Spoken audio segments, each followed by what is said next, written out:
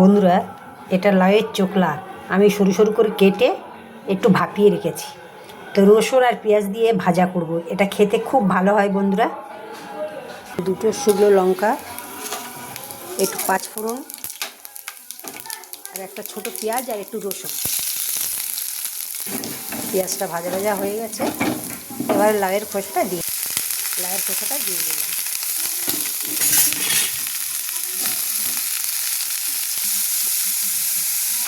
নুন, হলুদ,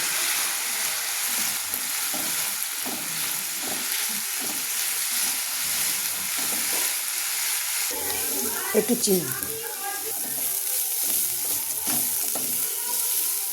হয়ে গেছে, সার্ভ করে দেখাচ্ছি।